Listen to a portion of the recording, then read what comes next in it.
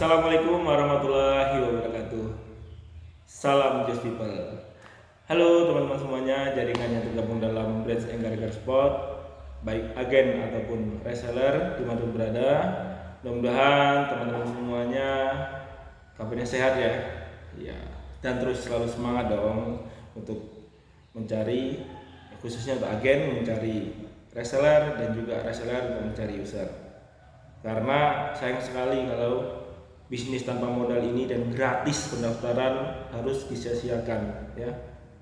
Baiklah, untuk pada kesempatan hari ini saya akan berikan materi tentang manajemen data pelanggan. Mungkin teman-teman sebagian sudah tahu ataupun bagi yang belum tahu ya, ini akan kita kupas di sini. Jadi manajemen data pelanggan itu adalah materi dasar atau basic dari Regar Spot. Mau sampai kapanpun ya, mau nanti berubah tentang konsep pelayanannya ataupun mungkin sistem penawarannya, 5 basic data pelanggan ini harus tetap kita pegang teguh. Karena apa? Karena basic data manajemen data pelanggan ini adalah murni atau original ya, itu Om Jum sendiri selaku owner yang menciptakannya dengan melakukan riset ya di toko offline. Mungkin teman-teman semua sudah melihat di YouTube-nya, channel YouTube Om Jum. Di sana dia sudah menjelaskan panjang lebar tentang sejarah dia membentuk manajemen data pelanggan. Nah, pada kesempatan ini akan kita kupas satu persatu. Apa sih 5 manajemen data pelanggan itu? Baik, tetap pantau terus, tetap tonton terus video ini sampai selesai supaya kamu bisa sukses di bisnis ini. Karena teman itu sukses bareng. Oke, kita mulai ya. Oke, baik teman-teman semuanya, berikut ini sudah tersaji tabel dari 5 manajemen data pelanggan ya. Teman-teman bisa lihat semuanya. Jadi 5 manajemen data pelanggan itu yang pertama ada namanya data luar, yang kedua data transisi, yang ketiga data internal, yang keempat data pelayanan, dan yang kelima yaitu data transaksi. Baik, apa itu data luar ya? Kita lihat di definisinya, yaitu data luar yaitu merupakan data seluruh manusia hidup di bumi atau data yang belum disaring menjadi data transisi. Itu namanya data luar. Jadi ini digunakan untuk Facebook ya teman-teman semuanya. Jadi ingat, data manajemen data pelanggan ini kita gunakan untuk aplikasi Facebook. Nah, data luar ini tentu tidak efektif jika kita gunakan untuk menjaring user ya. Karena apa? Karena masih gambling atau masih acak, nggak tahu kita udah tepat minat atau belum. Kita menjual sesuatu itu sudah tepat minat atau belum itu belum bisa. Karena apa? Karena namanya orang yang ada hidup di bumi itu kan macam-macam. Jadi belum tentu kita menawarkan sesuatu ke orang yang sesuai yang ingin dia butuhkan. Jadi data luar ini merupakan data mentah termasuk ya. Sehingga jumlah datanya itu dia tidak terhingga karena manusia hidup di bumi ini banyak. Di Indonesia aja hampir berapa? 280 juta penduduk ya. Dan semua itu belum tentu butuh jersey seperti itu. Jadi kita kumpulkan dulu data luar. Lalu bagaimana cara memfilternya? Menggunakan apa? Menggunakan internet ya, yaitu Facebook tadi. Terus feedback status penawaran produknya gimana? Dia tidak tepat minat karena masih gambling, masih acak ya.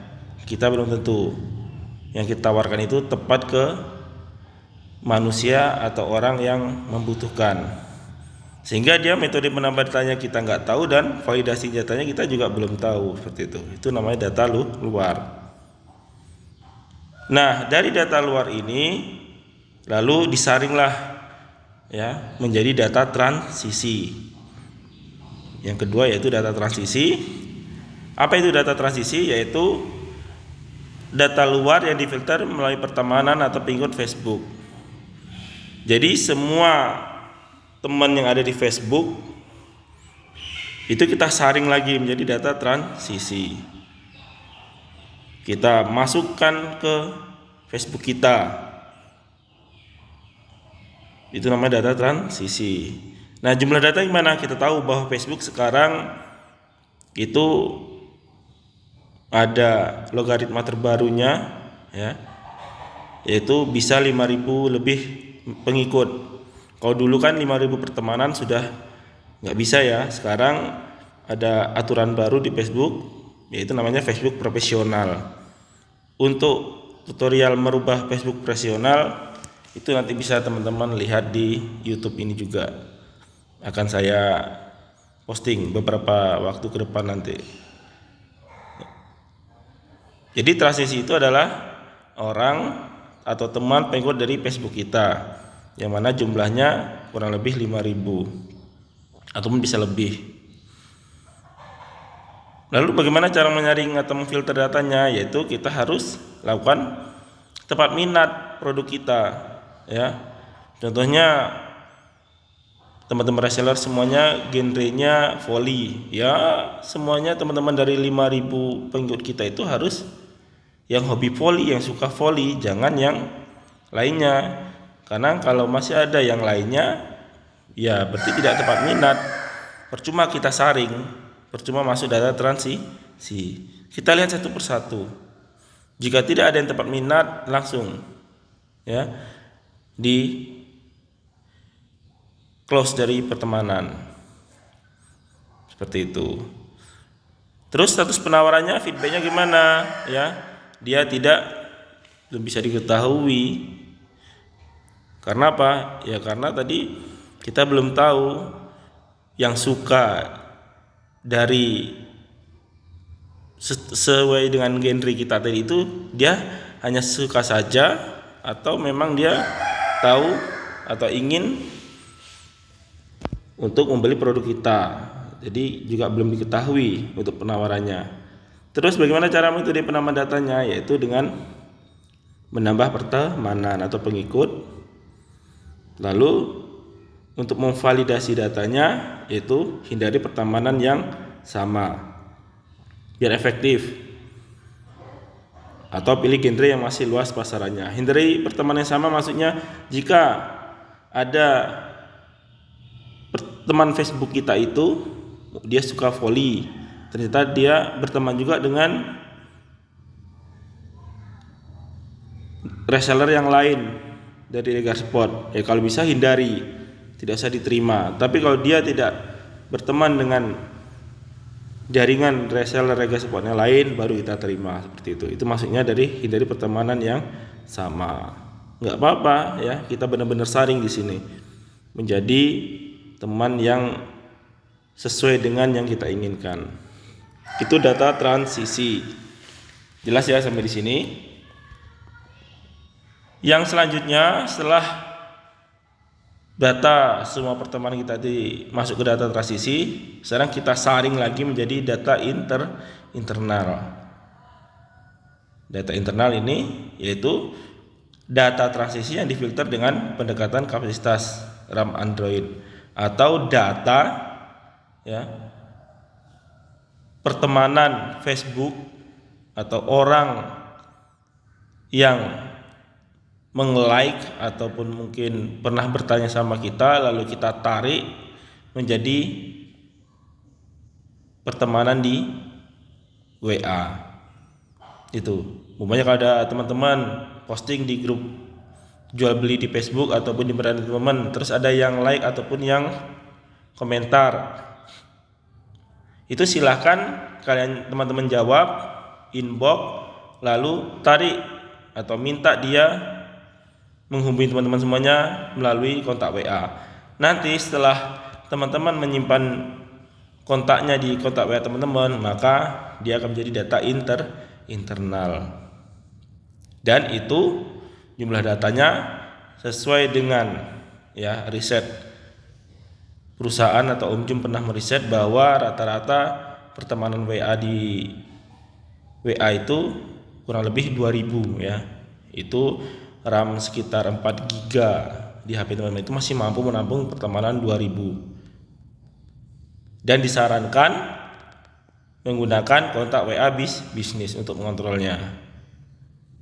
Nah, di sini kita sudah tahu untuk status penawaran produk kita sudah sesuai tempat minat. Berarti ada orang yang mau menyimpan kontak WA kita, maka dia akan menjadi pengikut kita. Dan secara otomatis jika kita menggunakan story WA untuk memposting jualan kita, dia akan melihat atau mengunjungi kita, tapi dia belum tahu bahwa dia akan order atau belum. Minimal dia sudah melihat toko kita. Dengan cara apa? Dengan melihat story WA kita. Selanjutnya, terus gimana cara menambah datanya supaya bisa kontak WA kita menjadi 2000? Bahwa orang yang menyimpan kontak WA kita itu benar-benar menjadi pengikut kita, yaitu dengan cara menambah meng-share kontak WA bisnis kita di setiap postingan Facebook. Jadi nanti ada orang yang bertanya, dia langsung menghubungi kita lewat WA, bukan lewat komentar lagi ataupun inbox. Dia menggunakan WA. Setelah mereka menghubungi kita melalui WA, maka otomatis dia menjadi pengikut kita. Dan metode validasinya gimana? Seperti saya bilang tadi, yaitu saling simpan kontak WA. Udah enak, kalau udah masuk data internal enak ya teman-teman ya. Teman-teman buat story WA, ya nanti kita lihat dia secara otomatis setelah dia melihat story WA kita, maka dia istilahnya itu sudah mengunjungi toko kita. Walaupun belum tentu dia mau beli atau tidak, minimal dia sudah melihat toko kita seperti itu. Nah, yang keempat yaitu ada namanya data pelayanan. Apa itu data pelayanan? Ya, data internal yang difilter lagi atas orang yang bertanya tentang produk. Ya. Jadi orang yang bertanya per hari ya teman-teman ya. Kita lihat, kita data sudah berapa sehari itu ada berapa kali orang yang bertanya dengan jumlah teman yang berbeda ya. Jadi jika ada satu atau dua orang bertanya, walaupun pertanyaannya banyak, berarti itu masuk dalam satu atau dua orang. Jadi dihitung bukan jumlah pertanyaannya ya, tapi jumlah orang yang bertanya, kontak WA yang bertanya ke teman-teman semuanya. Dan menurut riset dari Om Jum itu untuk menghasilkan 5 slot itu harus ada minimal 50 pelayanan user atau pelayanan orang yang menyimpan kontak WA kita itu 50 pelayanan, 50 orang yang bertanya dalam sehari itu minimal akan menghasilkan 5 slot. Jadi kalau cuma baru 1-2 orang yang bertanya, 5 orang, 4 orang yang bertanya, jadi jangan sampai berharap dia akan order ya teman-temannya, masih jauh sekali. 10 pelayanan aja, 10 orang yang bertanya aja itu minimal hanya jadi 1 yang closing atau mendapat 1 slot. Apalagi baru 1-2 bertanya. Jadi kalau teman-teman setiap hari yang bertanya melalui kontak WA teman-teman hanya 1-2-3 orang yang bertanya, itu berarti masih minim sekali, masih sedikit yang menuju slot ya. Minimal harus 50 pelayanan. Nah, di sini pendekatan filternya gimana ya? Dia harus mampu melayani dalam 8 jam per hari baru mendapat 50 pelayanan. Setiap jaringan satu orang reseller itu maksimal itu pelayanan 8 jam per hari atau 50 pelayanan ya. Itu udah maksimal sekali teman-teman. Selebih dari itu maka dijamin tidak akan mampu seorang reseller itu mampu melayani jaringan lebih dari 50 pelayanan selama 8 jam per hari. Itu enggak bisa ya. Jadi harus maksimal 8 jam, enggak boleh lebih dari 8 jam. Kalau lebih itu nggak maksimal pelayanannya. Terus status penawarannya gimana jadinya? Sudah jadi slot belum? Belum teman-teman, itu status masih PHP atau prognosis ya. Orang bertanya-tanya tetapi nggak jadi order, itu namanya PHP ya. Dan prognosis atau pesanan yang belum jadi slot, dia baru bertanya mau pesan umumnya 1 setel 2 setel tetapi belum mau transfer, itu namanya prognosis. Metode penambahan datanya gimana? Ya kita harus rajin update story WA setiap hari. Nah, dan kita melakukan pesan siaran di WA atau BC ya, yang dikenal dengan BC. Ya kita harus rajin itu, minimal 1 jam atau 2 jam sekali itu kita harus berani update story WA. Supaya apa? Supaya orang tahu, supaya pengikut WA kita tahu bahwa kita membuka toko kita. Begitu. Terus metode validasi datanya gimana? Kita mengetahui benar-benar orang itu ya. Itu dengan cara edit label atau status pelayanan. Dengan cara prognosis ya. Dengan cara kita update status kita, mungkin open order promo hari ini, jenis-jenis jersey kita, produk kita yang ingin kita jual, ataupun testimoni, itu akan bisa menambah kepercayaan dari pelanggan. Dan yang terakhir yaitu namanya data transaksi. Nah, data transaksi adalah akhir dari segala data, yang mana di sini merupakan hasil tujuan dari jualan kita. Jadi apa itu data transaksi? Yaitu data pelayanan dari prognosis yang menghasilkan input custom. Nah, jika sudah menghasilkan input custom design, berarti dipastikan bahwa pertemanan kita di WA, di Facebook tadi dia sudah benar-benar menjadi pelanggan kita atau user kita. Ingat, dari 50 pelayanan itu diperkirakan jadi slot atau jadi order itu hanya 5 slot atau 5 transaksi per hari dari 50 pelayanan tadi. Jadi kita harus melakukan pelayanan sebanyak mungkin akan menghasilkan banyak slot atau banyak transaksi atau banyak yang order per hari. Pendekatan filter datanya berapa? Ya, itu peluangnya 10% dari pelayanan. Dari 10% dari 50 pelayanan berapa? Ya 5 slot tadi. Jadi kalau hanya 10 orang yang bertanya per hari, 10%-nya berapa? Ya 1 slot. Nah, itu ya.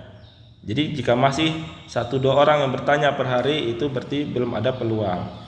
Selanjutnya, untuk feedback status penawaran produknya gimana? Ya dia menjadi pending transaksi atau pending design. Ini sudah sampai di akhir ya. Dia sudah order, itu namanya pending transaksi dan pending design. Dan metode penambatan gimana? Input transaksi atau input PO di Regarsport.net. Input pesanan. Dan yang terakhir adalah validasi desain. Jika desainnya sudah divalidasi, sudah fix, sudah oke, maka dipastikan ya user tadi jadi transaksi. Oke, jadi itu dulu untuk penjelasan singkat dari manajemen data pelanggan. Mungkin untuk kedepannya kita akan lebih detail lagi satu persatu ya teman-teman. Mudah-mudahan paham semuanya. Terima kasih. Salam Just People. Oke, bagaimana teman-teman semuanya? Sudah jelas apa belum dengan penjelasan saya tadi? Jelas ya? Atau bagi yang belum jelas, boleh langsung hubungi saya melalui telepon ataupun japri WA, atau boleh juga menghubungi 5 manajer brand saya. Hubungi saja satu-satu, insya Allah akan dilayani. Dan jika belum puas dengan jawaban atau penjelasan kami, boleh menghubungi langsung owner dengan japri WA ya. Insya Allah Ujung dengan senang hati akan menjawab semua pertanyaan dari teman-teman semuanya. Asal ya, jangan tanya tentang harga, produk dan sebagainya, tanya tentang strategi marketing. Insya Allah pasti dijawab. Dan juga bisa tanya Om Yosia atau mungkin wali kelas langsung, baik wali kelas reseller ataupun wali kelas agen. Paham ya? Oke. Sampai ketemu lagi di materi kita lainnya. Mudah-mudahan teman-teman selalu sehat, tetap jaga kesehatan, dan selalu semangat untuk ngeslot. Karena nggak ngeslot nggak hot ya. Terima kasih. Assalamualaikum warahmatullahi wabarakatuh. Salam Just People.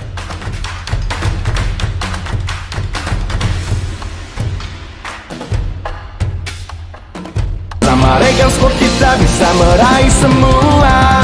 Bersama Regal Sport kita raih juara.